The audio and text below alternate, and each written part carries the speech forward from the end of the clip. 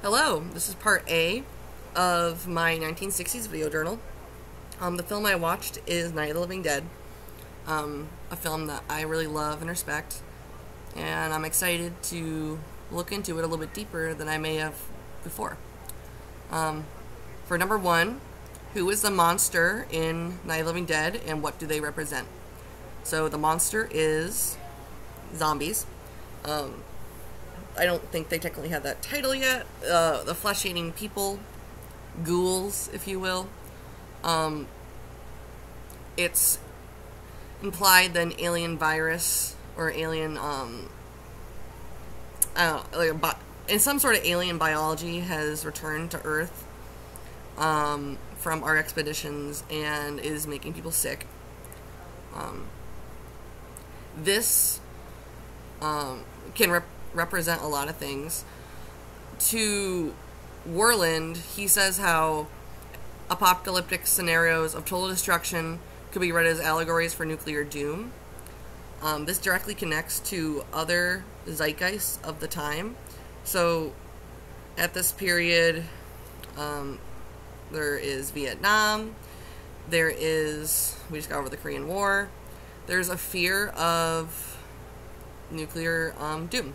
And that can lead to mutations, rotting flesh. Like, it's disgusting the thing that radiation poisoning can do to the body. And images of rotting, ripping flesh is kind of reminiscent of that in nuclear despair.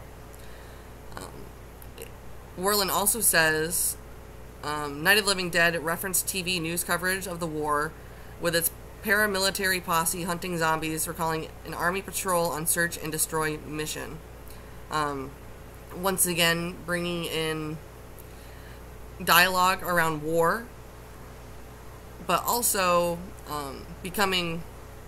applying to the American zeitgeist and American fears by mimicking real life instances. I mean this by how most people got their news from the radio at this point, and it's normal that you would listen to the radio to see updates on what's happening with the war.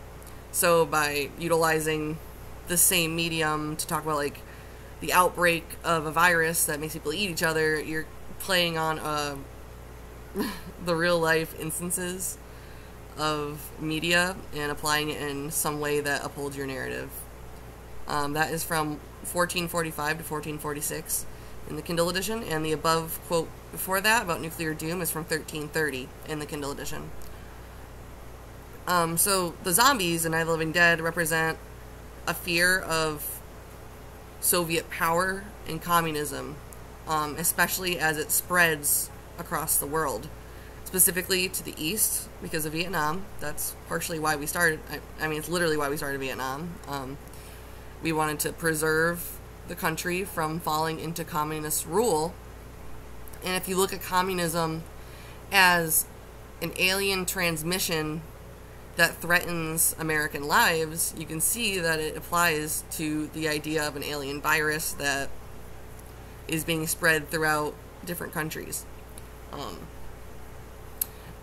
And to connect to that, the idea of people being turned into flesh-eating consumers, and being thoughtless zombies, talks about the idea of obedience and what happens to people under communism. One of the fears of communism is that all your money goes to the government so that the government can provide for you. So in that way, people are living off of the government and benefiting from the work that other people are doing, once again consuming. So in my opinion, that's what the monsters represent. They represent the spreading of communism and the fear that accompanies that. Number two, how does Psycho or Night of the Living Dead reflect sexual and racial zeitgeist of the 1960s?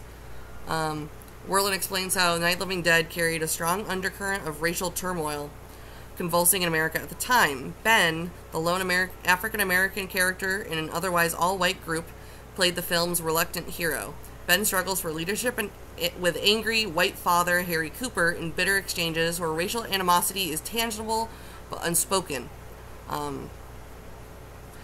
This Night of the Living Dead has probably one of the first instances of a main character that is a person of color, and also someone who is amiable and strong, who is a person of color. So that's talking about one of the racial zeitgeists. The civil rights movement was happening at this time, and this film makes commentary on what it's like to be a black American, and the fear and second-class citizenship that comes with that. Werlin says that on 1330 to 33, contrary to traditional horror films, in the climax, courageous and resourceful Ben dies a meaningless death, and the movie ends on a note of nihilistic despair. The first time I saw this film, I was shook about the ending. I did not expect that at all. But it makes sense. Even so, the film is critiquing police brutality and the brutality wielded against specifically African Americans at this time by having him overcome the zombies just to die to his rescue team. That's making a very clear commentary on social justice and the problems that people of color face in our country. The elders seem mostly interested in sex, drugs, and violence that spoke to the general anxieties of the times. Werlin also says this at 1335.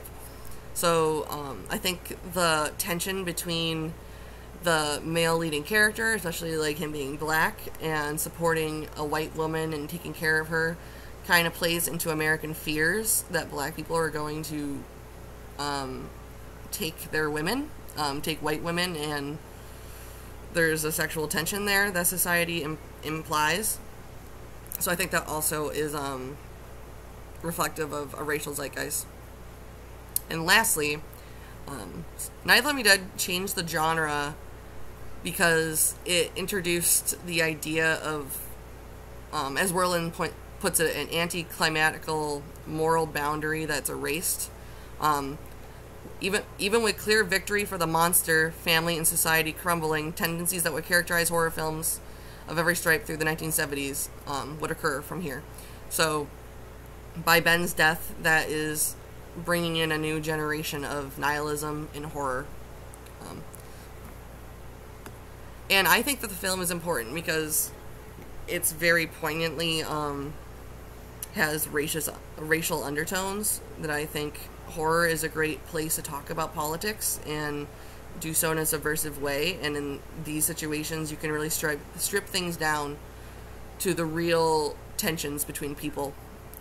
And I think that's very clear in the film. Thank you.